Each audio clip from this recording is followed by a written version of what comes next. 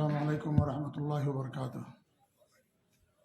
الحمدللہ رب العالمین، واشہد ان لا الہ الا اللہ وحدہ لا شریک لہ، واشہد ان محمدا عبدہ ورسولہ صلوات اللہ وسلامہ علیہ وعلی آلہ وعلی اصحابہ ومن اہتدی بہدیہ واستنى بسنتہ الی یوم الدین، وبعد۔ معزز بھائیوں، گزشتہ درس سے عقیدہ واسطیہ کے اندر ہماری گفتگو وہاں تک پہنچی تھی جہاں سے مصنف رحمۃ اللہ علیہ نے اللہ رب العالمین کے بارے میں ان صفات کا تذکرہ شروع کیا ہے جن صفات کی اللہ رب العالمین نفی کی ہے، یعنی جن صفات کے بارے میں اللہ رب العالمین انکار کیا ہے، کیونکہ اللہ تعالیٰ کے لیے کمال ہے اور یہ جو صفات ہیں نقص ہیں اس کے اندر کمیاں ہیں، اور اللہ رب العالمین ہر نقص اور کمی سے پاک اور صاف ہے۔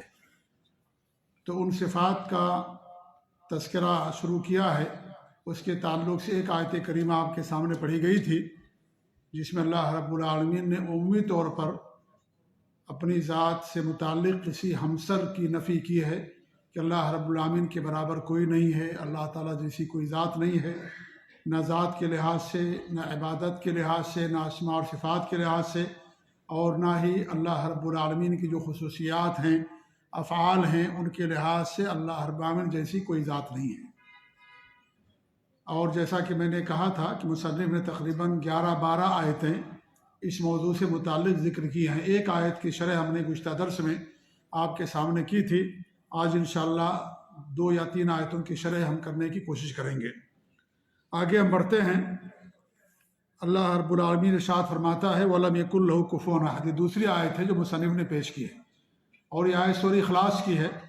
سورہ اخلاص تقریباً ہر مسلمان کو یاد ہے، اور یہ قرآن کی عظیم صورتوں میں سے ایک عظیم صورت ہے، 1/3 قرآن کے برابر ہے سورۃ الاخلاص۔ اس کی آخری آیت ہے جس میں اللہ رب العالمین کا ارشاد ہے وَلَمْ يَكُنْ لَهُ كُفُوًا أَحَدٌ۔ اس کا مطلب یہ ہے کہ اللہ رب العالمین کا کوئی بھی ہمسر نہیں ہے۔ اس میں اللہ رب العالمین اس بات کی نفی کی ہے کہ کوئی اللہ کے برابر ہو، اللہ جیسی کوئی ذات ہو، یا اس طریقے سے اللہ تعالیٰ کی جو صفات ہیں، اللہ تعالیٰ کے جو افعال ہیں، جو خصوصیات ہیں، ان میں کوئی بھی اللہ رب العالمین جیسا نہیں ہے، کوئی اللہ کے برابر نہیں ہے۔ تو یہاں عمومی طور پر اللہ رب العالمین نے اس بات کی نفی کی ہے، اس بات کا انکار کیا ہے کہ کوئی اللہ رب العالمین کے ہمسر ہو، کوئی اس کے برابر ہو۔ جو ظاہر بات ہے، جب اللہ کے برابر کوئی نہیں ہے تو اللہ تعالیٰ سے بڑا کوئی نہیں ہو سکتا ہے، کیونکہ اللہ خالق ہے، باقی سب مخلوق ہیں۔ اللہ کے لیے کمال ہے، اللہ کے لیے فنا نہیں ہے، مخلوق کے لیے نقص ہے اور مخلوق کے لیے فنا ہے۔ اسی لیے اللہ رب العالمین جیسی کوئی ذات نہیں ہے کسی بھی لحاظ سے، نہ اس کے صفات کے لحاظ سے۔ جیسے آپ علم کی مثال لے لیں، اللہ رب العالمین علیم ہے اور اس کا علم غیر محدود ہے، لامتناہی ہے۔ اللہ کا علم ہمیشہ سے اور ہمیشہ رہے گا، اس کے علم میں کوئی نقص نہیں ہے، کمال ہی کمال ہے۔ بندوں کے پاس بھی علم ہوتا ہے، لیکن بندوں کا علم کسبی ہے۔ کسبی کا مطلب یہ کہ انسان اسے محنت کر کے حاصل کرتا ہے۔ ہر انسان جاہل پیدا ہوتا ہے، اپنی ماں کے پیٹ سے کوئی عالم بن کر کے پیدا نہیں ہوتا ہے۔ وہ محنت کرتا ہے، کوشش کرتا ہے، پڑھتا ہے، لکھتا ہے، تو اللہ تعالیٰ اسے علم عطا کرتا ہے۔ تو انسان کا جو علم ہے یہ کسبی ہے، انسان اسے حاصل کرتا ہے، محنت کرتا ہے، اور یہ علم ختم ہو جاتا ہے، اور ایک انسان سے بڑا دوسرا انسان علم والا ہوتا ہے، وہ فوق کل ذی علم علیم۔ لہذا اللہ کی جتنی بھی صفات ہیں، ان صفات میں اللہ کے رب العالمین کوئی برابر نہیں ہے۔ انسان کے پاس بھی علم ہے، لیکن انسان کا علم محدود ہے، انسان کے علم میں کمی ہے، اور اس سے بڑا عالم ہو سکتا ہے، اس سے بڑا جانکار ہو سکتا ہے، لیکن اللہ رب العالمین کے علم کی کوئی انتہا نہیں ہے، اور اللہ رب العالمین ہی سب کو علم دینے والا ہے۔ علم الانسان ما لم یعلم، پہلی جو 5 آیتیں اتری ہیں ان میں اللہ فرماتا ہے کہ اللہ نے انسان کو چیزیں سکھائی جو انسان نہیں جانتا تھا۔ وعلم آدم الاسماء کلھا، اللہ ہی نے آدم علیہ السلام کو تمام چیزوں کے نام سکھائے، تمام چیزوں کے نام بتلائے۔ تو اللہ ہی تعلیم دینے والا ہے، وہی علم دینے والا ہے، لہذا انسان کا علم کسبی ہے۔ کچھ چیزیں ایسی ہوتی جو وہابی ہوتی ہیں، اللہ رب العالمین کو ان کے اندر پیدا کر کے رکھتا ہے، لیکن کچھ علم ایسا ہوتا ہے جو انسان جسے محنت کر کے اسے حاصل کرتا ہے۔ تو اللہ تعالیٰ کی بھی صفت علم ہے، انسان کی بھی صفت علم ہے، لیکن دونوں میں فرق ہے زمین و آسمان کا۔ ہم بھی سنتے ہیں، اللہ تعالیٰ بھی سنتا ہے، اللہ تعالیٰ بھی سمیع ہے، بصیر ہے، دیکھنے والا، لیکن ہمارے سننے میں اللہ کے دیکھنے میں بہت فرق ہے۔ ہمارا سننا محدود ہے، ہم دور کی آواز کو نہیں سن سکتے، ہمارا دیکھنا محدود ہے، دیوار کے پیچھے کیا ہم اس کو نہیں دیکھ سکتے، لیکن اللہ رب العالمین کے دیکھنے میں کوئی پردہ حائل نہیں ہے۔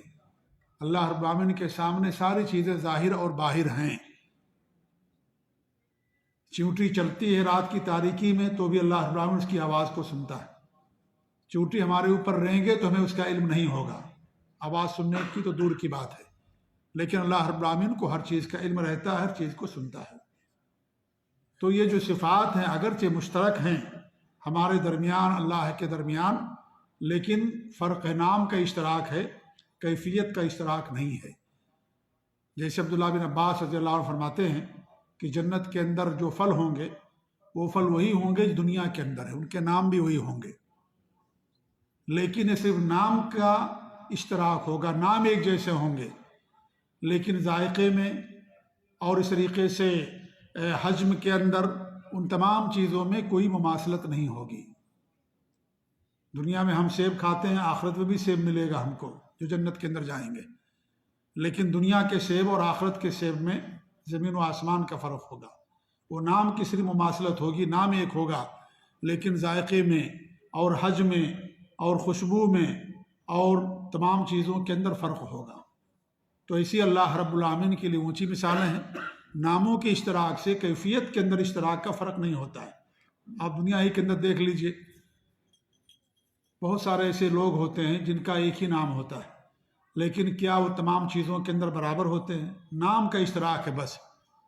کسی کا نام عبداللہ ہے، وہ بڑا عالم ہے، ایک بچے کا نام عبداللہ ہے، کسی اور کا نام عبداللہ ہے، مان لیجئے وہ جاہل ہے، پڑھا لکھا نہیں ہے۔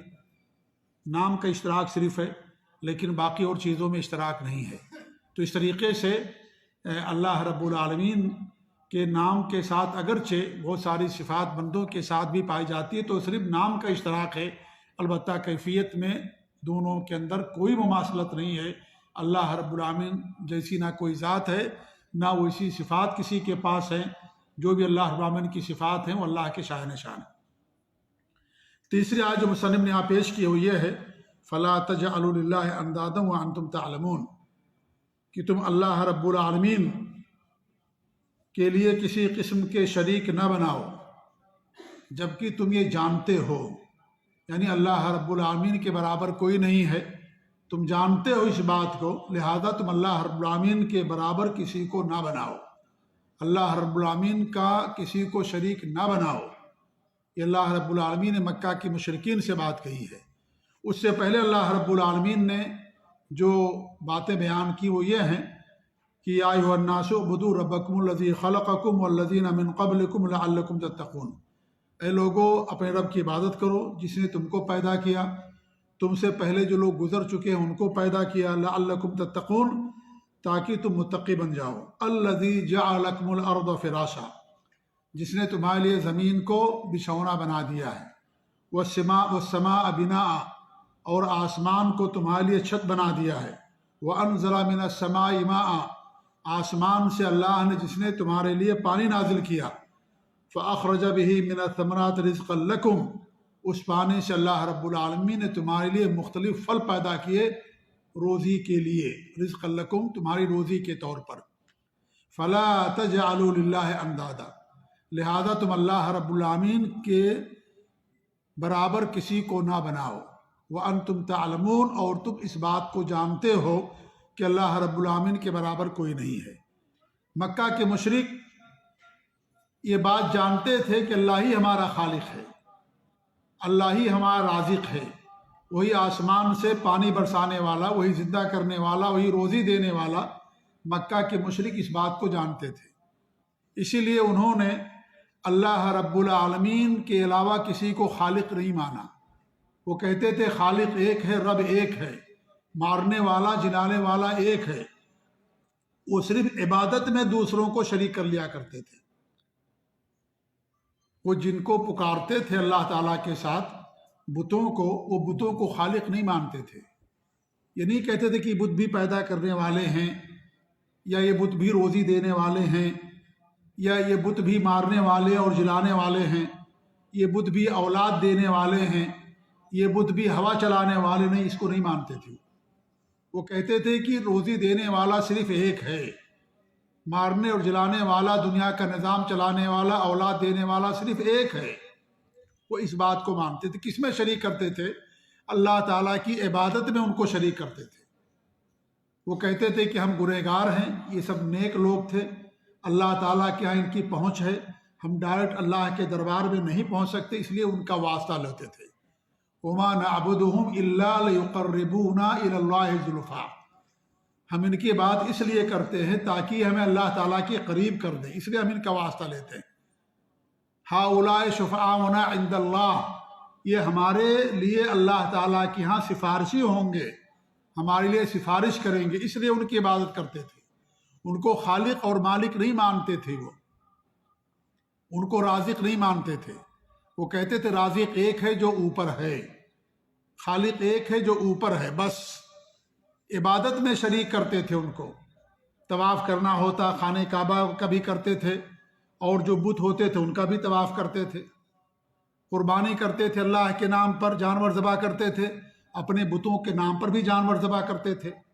نظر مانتے تھے اللہ تعالیٰ کے لیے تو اپنے بتوں کے لیے بھی نظر مانتے تھے، ان کو خوش کرنے کے لیے، کیونکہ یہ ہماری عبادتوں کو اللہ تعالیٰ تک پہنچائیں گے، یہ ہمارے لیے سفارش کریں گے، اللہ تعالیٰ ان کی سفارش کو قبول کرے گا، کیونکہ یہ نیک لوگ ہیں، ہم گنہگار ہیں، ہماری ڈائریکٹ اللہ تعالیٰ تک پہنچ نہیں ہو سکتی۔ جیسے آج کے بہت سارے مسلمان کہتے ہیں، واسطہ لیتے ہیں نبیوں کا، رسول کا، پیر کا، فقیر کا، کہ بھئی ہم تو ڈائریکٹ نہیں پہنچ سکتے، یہ بڑے نیک لوگ تھے، بزرگ لوگ تھے، اس لیے ان کے واسطے سے، وہ بھی یہی کہتے ہیں کہ ہم ان سے نہیں مانگتے، ان کا واسطہ لیتے ہیں۔ وہی مکہ کے مشرک بھی کہتے تھے ہم ان کی بات نہیں کرتے ہیں، ہم ان کو جو ہے اللہ تعالیٰ کا واسطہ بناتے ہیں کہ ہماری باتوں کو اللہ تعالیٰ تک پہنچائیں گے۔ آج کے مسلمان بہت سارے یہی کہتے ہیں کہ بھئی ہم تو اولاد نہیں مانتے پیروں اور فقیروں سے، عبد القادر جیلانی سے، یا اس طریقے سے خواجہ غریب نواز سے، یا دستگیر سے، یا کسی اور سے، یا کسی اور فقیر سے ہم اولاد نہیں مانگتے ہیں، ہم تو صرف ان کا واسطہ لیتے، اللہ تعالیٰ سے مانگتے ہیں۔ یہی مکہ کے مشرک بھی کہا کرتے تھے۔ ہؤلاء شفعاؤنا عند اللہ، یہ سب کے سب سفارشی ہیں، واسطہ ہمارے لیے اللہ تعالیٰ کے نزدیک، یہ ہماری بات کو اللہ تک پہنچانے والے ہیں، اللہ تعالیٰ ہی سے مانگتے، وہ بھی یہی بات کہا کرتے تھے۔ اللہ رب العالمین اس کو شرک قرار دیا۔ اللہ خالق ہے، وہی عبادت کا حقدار ہے، وہی عبادت کا مستحق ہے۔ تو اللہ نے ان کو یاد دلایا، جب تم یہ جانتے ہو کہ اللہ ہی آسمان سے بارش نازل کرنے والا، وہی سب کو پیدا کرنے والا، اسی نے تمہارے لیے آسمان کو تمہارے لیے چھت بنا دیا، زمین کو تمہارے لیے چلنے کے قابل بنا دیا، رہنے کے قابل بنا دیا، اللہ ہی ہے، تم اس بات کو جانتے ہو تو اللہ تعالیٰ کی بات میں شریک کیوں کرتے ہو؟ جو خالق وہی معبود ہوگا، کیونکہ خالق کے لیے کمال ہے، خالق کے لیے نقص نہیں ہے، خالق کے لیے فنا نہیں ہے۔ باقی جو بھی جن کی تو عبادت کرتے ان کے لیے فنا ہے، وہ مخلوق ہیں، پیدا کیے گئے ہیں، پہلے نہیں تھے، بعد میں آئے ہیں، اللہ ہمیشہ سے اور ہمیشہ رہے گا، کبھی اس کو فنا لاحق نہیں ہوگی۔ لہذا جب تم یہ بات جانتے ہو تو پھر عبادت میں ان کو شریک کیوں کر لیتے ہو؟ جب یہ کہتے وہی خالق ہے، اللہ ہی خالق ہے، اللہ ہی مالک ہے، تو جب وہی خالق اور مالک ہے تو عبادت بھی صرف اسی کی کرو۔ عبادت اللہ تعالیٰ کے ساتھ دوسروں کی کیوں کرنے لگتے ہو؟ دوسروں کو بھی کیوں پکارنے لگتے ہو؟ یہ جو بھی والا معاملہ ہے اس کو ختم کرو، صرف اللہ کو پکارو، صرف اللہ کی عبادت کرو، صرف اللہ کے لیے نظر مانو، صرف اللہ سے دعا مانگ کرو، کسی اور کو بھی کیوں ملا لیتے ہو؟ جب خالق ایک ہے، کوئی خالق اور بھی نہیں ہے اللہ کے علاوہ، اللہ کے علاوہ کوئی روزی دینے والا نہیں ہے، اللہ کے کوئی ہمسر، کوئی برابر نہیں ہے، تو پھر دوسروں کو شریک کیوں کر لیتے ہو عبادت میں؟ جو خالق ہے وہی عبادت کا مستحق ہے، کیونکہ خالق کے لیے نقص نہیں ہے، اس کے لیے کمال ہے، اس کے لیے ہمیشگی ہے، باقی کسی کے لیے ہمیشگی نہیں، سب فنا ہو جائیں گے، کل من علیہا فان، سب ایک دن فنا ہو جائیں گے، کوئی ہمیشہ باقی نہیں رہے گا اللہ کی ذات کے علاوہ۔ جب تم یہ ساری باتیں جانتے ہو تو پھر کیوں اللہ تعالیٰ کے برابر کسی کو کرتے ہو عبادت میں؟ مت کرو۔ جیسے خالق میں برابر نہیں کرتے ہو کہ کوئی خالق نہیں اللہ تعالیٰ کے ساتھ، ایسی عبادت میں بھی اللہ کے برابر کسی کو نہ کرو، کسی کو شریک نہ بناؤ اللہ تعالیٰ کی عبادت میں، کیونکہ وہ مکہ کے جو مشرکین تھے اللہ کو مانتے تھے کہ اللہ ہی ہمارا رب اور خالق ہے۔ قرآن کریم کی بہت ساری آیتوں میں اللہ رب العالمین نے اس حقیقت کو بیان کیا ہے۔ تو اللہ نے اسی بات کو انہوں یاد دلایا، فلا تجعلوا اللہ اندادا وانتم تعلمون، تم جانتے ہو اس حقیقت کو کہ اللہ تعالیٰ کے علاوہ کوئی خالق نہیں ہے۔ جب تم یہ جانتے ہو تو اللہ رب العالمین کے بات میں دوسروں کو شریک کیوں کرتے ہو؟ یہ بات اس کی جائے گی جس کا کوئی ہمسر نہ ہو، جس کے لیے کمال ہی ہو، جس کے لیے فنا نہ ہو، جس کے لیے ہمیشگی ہو، جو خالق ہو۔ جو مخلوق ہو، مخلوق عبادت کے قابل نہیں ہوتا۔ آج ہے وہ کل نہیں رہے گا، مر جائے گا، چلا جائے گا، پھر کیا کریں گے آپ؟ اس کی لاش بنا کر کے پھر اس کی عبادت کریں گے؟ اس کا بت بنا کر کے کریں گے؟ یا اس کی قبر پر جا کر کے سجدے کریں گے؟ وہ تو چلا گیا دنیا سے۔ لہذا جب اس کا علم اور اس کے پاس جو چیزیں ہیں جب اس کے لیے کمال نہیں ہے، اس کی ذات کے لیے کمال اور اس کے لیے ہمیشگی نہیں ہے، تو اللہ کو چھوڑ کر کے کسی اور کی عبادت نہ کرو، صرف اللہ کی عبادت کرو۔ تو مکہ کے مشرک کیا کرتے تھے؟ اللہ کی ہی کو خالق مالک مانتے تھے، لیکن عبادت جب کرنے کی بات آتی تھی تو اللہ تعالیٰ کے ساتھ ساتھ دوسروں کو بھی شریک کر لیا کرتے تھے۔ اللہ کی بھی عبادت کرتے تھے، اللہ ہی کو بھی پکارتے تھے، پریشانیوں میں کسی اور کو نہیں پکارتے تھے۔ اللہ کے گھر کا طواف کرتے تھے، قربانی کرتے تھے، حج کرتے تھے، عمرہ کرتے تھے، یہ ساری چیزیں وہ لوگ کیا کرتے تھے، لیکن ساتھ ہی ساتھ دوسروں کے لیے بھی کیا کرتے تھے، غیروں کے لیے بھی کیا کرتے تھے لوگ، جن کا بت انہوں نے بنا رکھا تھا۔ اور بت کون تھے؟ حضرت عیسیٰ علیہ السلام کا بت تھا، ابراہیم علیہ السلام کا بت تھا، عیسیٰ عیسیٰ علیہ السلام کا، اسماعیل علیہ السلام کا، اسحاق علیہ السلام کا، یعقوب علیہ السلام کا، مریم کا، ان سب کا بت بنا کر کے رکھے تھے وہ لوگ۔ ان کی شکل جو انہوں نے اپنے ذہن میں بنا لی تھی، اس ذہن کا باقاعدہ بت بنا کر کے رکھتے تھے، اور اس طریقے سے ان کے پاس آتے تھے تو اللہ تعالیٰ سے بھی مانگتے تھے، ان کا بھی واسطہ لیتے تھے کہ اللہ تعالیٰ تو ان کے واسطے سے ہمیں دے دے۔ ان کے لیے نظر بھی مانتے تھے، اور ان کے نام پر بھی جانور ذبح کرتے تھے، اللہ کے نام پر بھی جانور ذبح کیا کرتے تھے، ساری چیزیں ان کے یہاں تھیں۔ تو اللہ کے بعد بھی کرتے تھے، اللہ کے بعد کے ساتھ ساتھ دوسروں کو شریک کر لیا کرتے تھے۔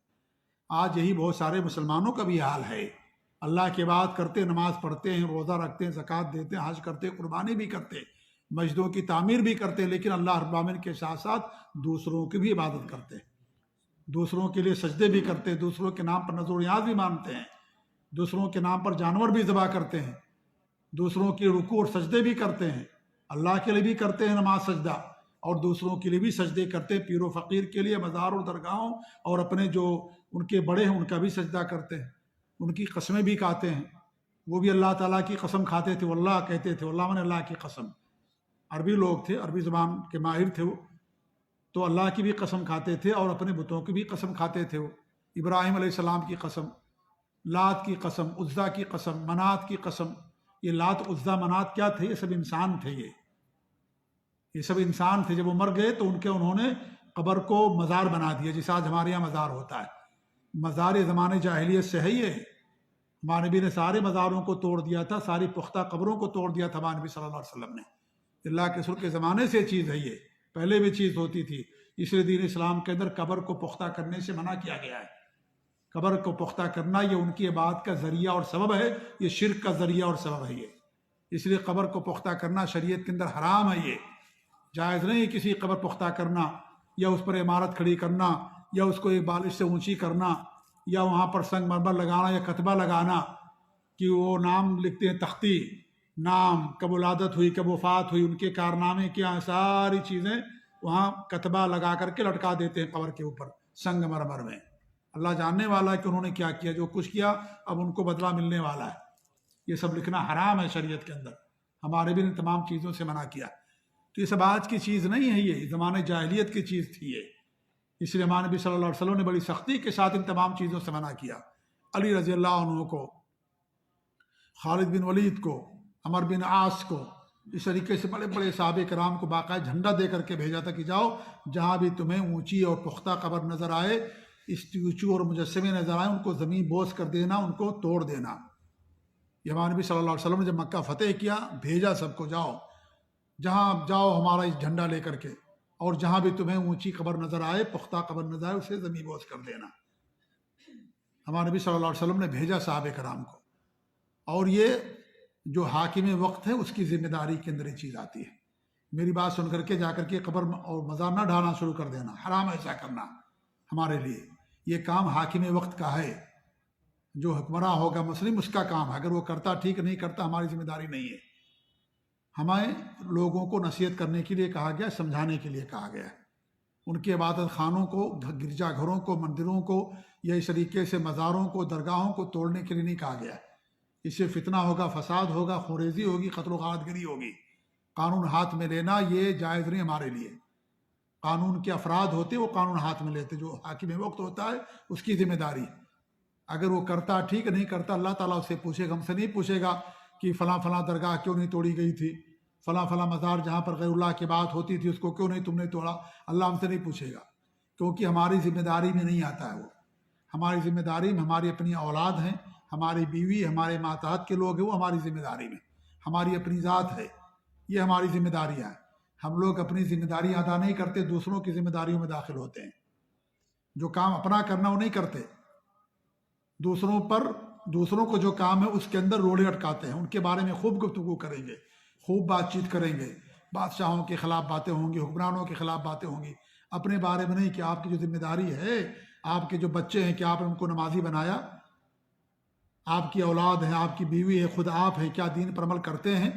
آپ بھی تو گھر کے امیر اور بادشاہ ہو، آپ بھی تو گھر کے حکمراں ہو، آپ کی اولاد آپ کی رعایا ہے، اللہ تعالیٰ پوچھے گا ان کے بارے میں آپ سے، آپ نے کیا کیا، ہم سے پوچھے گا اللہ تعالیٰ۔ ہم بھی بادشاہ ہیں، کلکم رائن و کلکم مسئول عن رعیتہ، ہر آدمی رائی اور آدمی ذمہ دار نگہبان ہے۔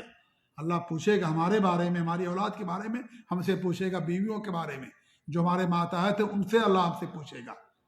ہماری جو ذمہ داریاں ہیں، کام کی ذمہ داری ہے، ہم کسی کمپنی میں کام کرتے ہیں، کسی جگہ کام کرتے ہیں، جو ہم کو کام دیا گیا ہے ہم وہ ذمہ داری ادا کرتے ہیں کہ نہیں کرتے ہیں، اس کے بارے میں اللہ ہم سے پوچھے گا۔ وہ سب کی فکر نہیں ہمیں رہتی ہے، ہمیں دوسروں کی فکر رہتی ہے۔ ڈائریکٹ بادشاہ تک گفتگو کرتے ہیں، دسترخوان پر بیٹھیں گے وہی ہماری گفتگو ہوگی۔ ہمیں کیا کرنا چاہیے؟ انسان جو ہے اس کے بارے میں گفتگو نہیں کرتا ہے، یہ کہہ کر کے آپ نہیں چھوٹ جائیں گے اللہ تعالیٰ کے ہاں۔ اللہ تعالیٰ پوچھے گا کلکم راعٍ، تم میں سے ہر آدمی ذمہ دار ہے، ہر آدمی نگہبان، ہر آدمی سے اس کے بارے میں سوال کرا جائے گا۔ بادشاہوں کے بارے میں ہم سے نہیں پوچھا جائے گا، امیر کے بارے میں ہم سے نہیں پوچھا جائے گا کہ فلاں امیر نے کیا کیا، فلاں ملک نے کیا کیا، فلاں حکمراں نے کیا کیا۔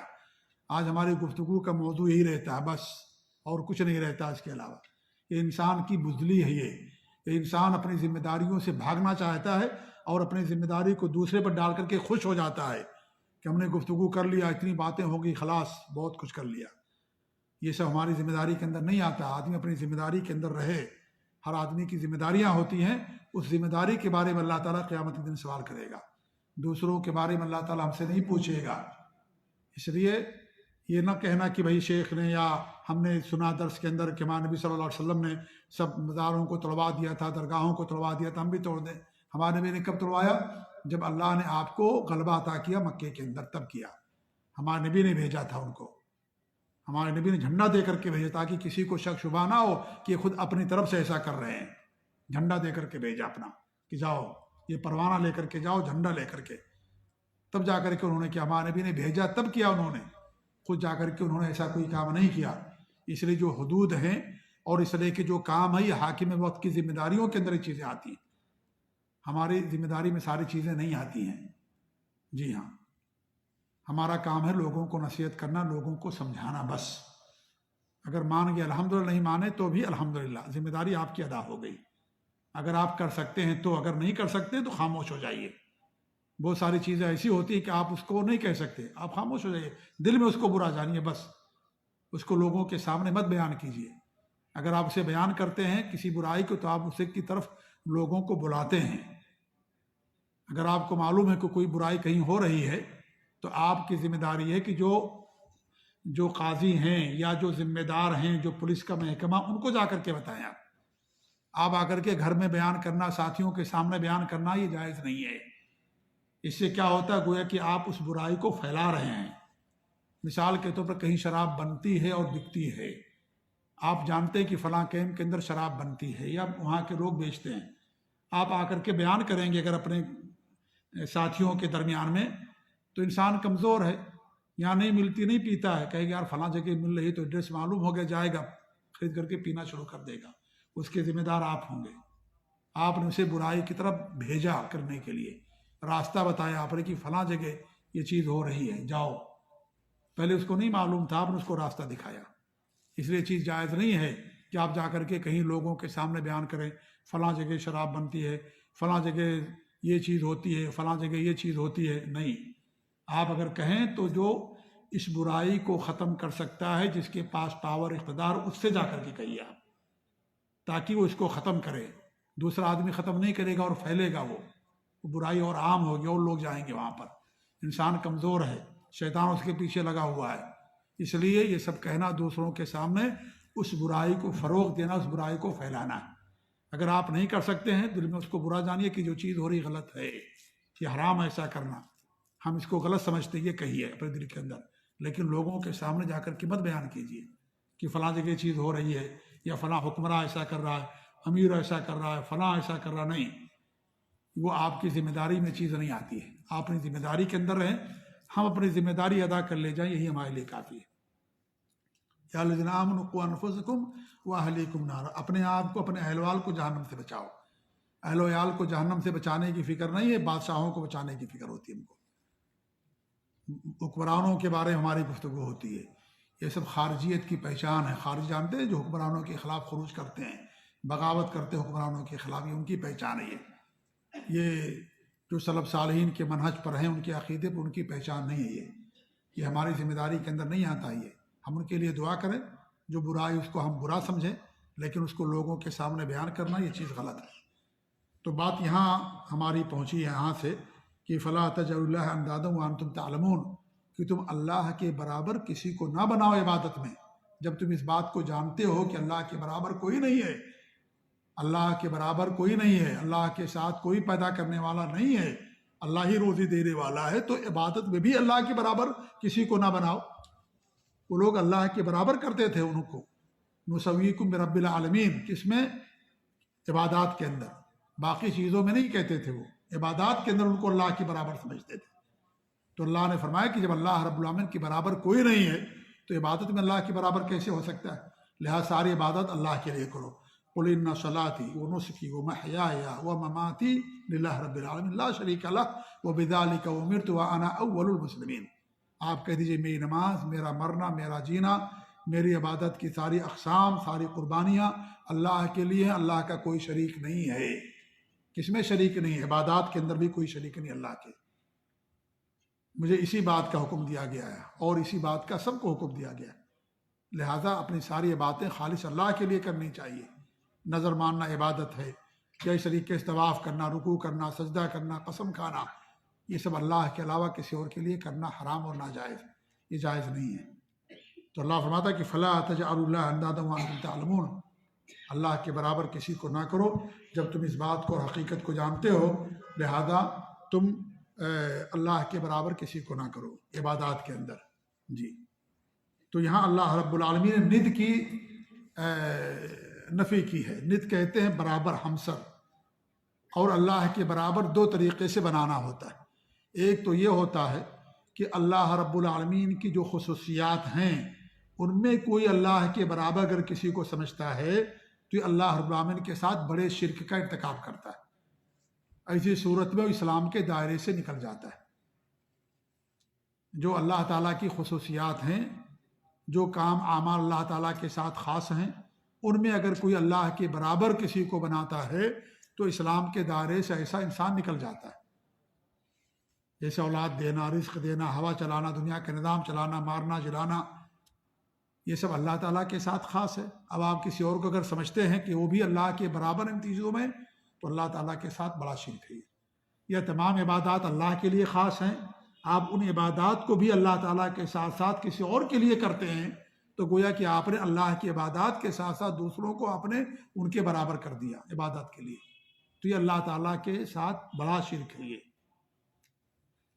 جیسے قربانی اللہ کے لیے ہوتی ہے، اللہ کے نام پر جانور ذبح ہوتا ہے، آپ اللہ کے نام پر بھی جانور ذبح کریں اور دوسروں کے نام پر بھی جانور ذبح کریں، یا ایسی جگہ جانور ذبح کر جہاں شرک ہوتا ہے، کفر ہوتا ہے، وہ بھی شرک ہے۔ آپ مندر اور مزار پہ جا کر کے اللہ کے نام سے جانور ذبح نہیں کر سکتے، کیونکہ وہاں غیر اللہ کی عبادت ہوتی ہے۔ اللہ کے گھر کے علاوہ دوسرے گھر کا طواف ہوتا ہے، انسان کا طواف ہوتا ہے، قبر کا طواف ہوتا ہے، وہاں رکوع سجدے ہوتے ہیں، وہاں چڑھاوے چڑھائے جاتے ہیں، چادریں چڑھتی ہیں، بکرے چڑھائے جاتے ہیں۔ جو بکرے اللہ کے لیے ہونے چاہیے وہ بکرے وہاں پر جا کر چڑھائے جاتے ہیں۔ اس لیے وہاں جا کر کے آپ جانور ذبح کریں، کہیں بسم اللہ اللہ اکبر، وہ بھی حرام اور ناجائز، وہ بھی شرک ہے، کھانا جائز نہیں آپ کے لیے، حرام ہے یہ، کیونکہ وہاں پر اللہ کے علاوہ دوسرے کی بات ہوتی ہے۔ قبر میں نماز پڑھنا قبر پر کیوں نہ حرام ہے؟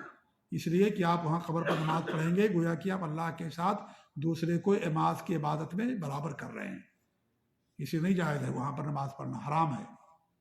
ایسے ہی قبر پر جا کر کے عبادت کرنا، جانور ذبح کرنا، عبادت آپ اللہ کے نام پر کر رہے ہیں تو بھی وہاں حرام ہے، کیونکہ وہاں جائز ہی نہیں ہے یہ کرنا۔ آپ جا کر کے مزار پر نماز پڑھیں، وہاں جائز نہیں ہے یہ، رکوع کریں، سجدے کریں، عبادت اللہ کے لیے خاص ہے۔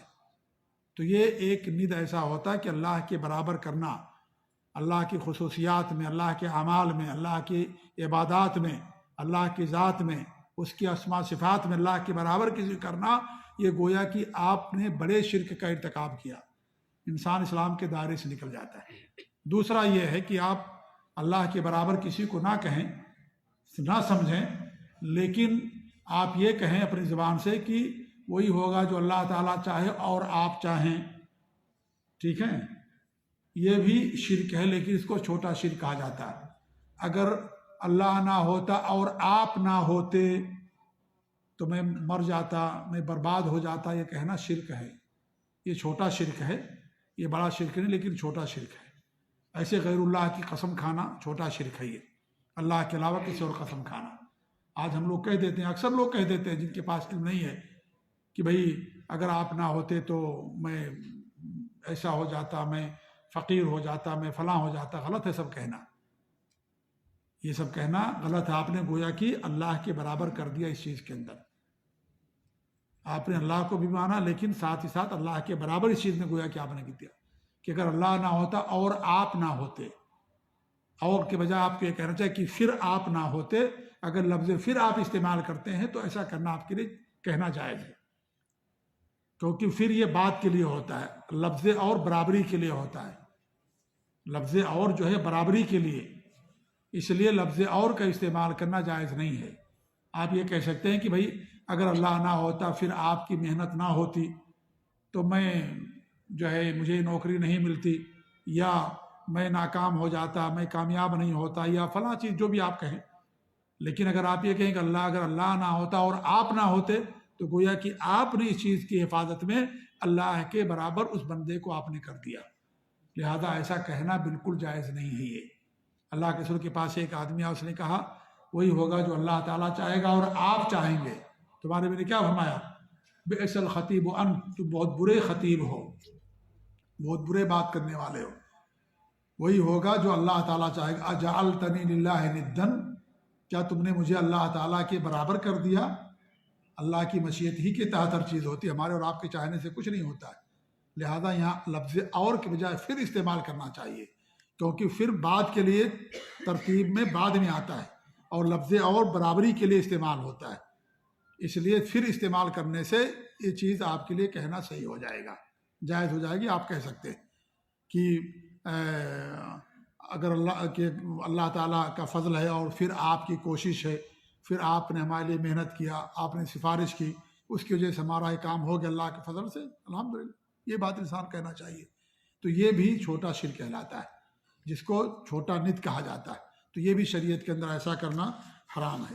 تو اللہ رب العالمین نے یہاں پر ند کی نفی کی ہے کہ اللہ کے کوئی ہمسر نہیں ہے، اللہ کے کوئی برابر نہیں کسی بھی چیز کے اندر، اور یہ عمومی طور پر یہ چیز اللہ نے اپنے بارے میں بیان فرمائی۔ آگے چل کر کے کچھ ایسی صفات بیان کریں گے قرآن کے آیات کے حوالے سے جو اللہ رب العالمین نے اپنے بارے میں نفی کی، جیسے کہ اللہ کے لڑکا، اللہ کے لیے بیوی، نعوذ باللہ، ان تمام چیزوں کی نفی اللہ رب العالمین نے کی ہے قرآن کے اندر۔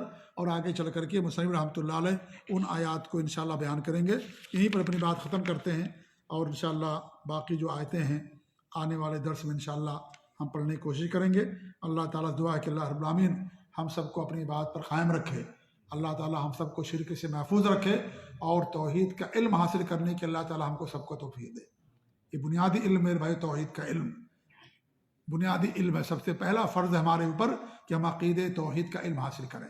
آج کتنے لوگ اللہ تعالیٰ کے ساتھ شرک کرتے ہیں، کفر کرتے ہیں، اور اسے عقیدہ اور توحید سمجھتے ہیں۔ عقیدت کے نام پر، محبت کے نام پر، یا کسی اور کے نام پر اللہ رب العالمین کے ساتھ شرک کا ارتکاب کرتے ہیں۔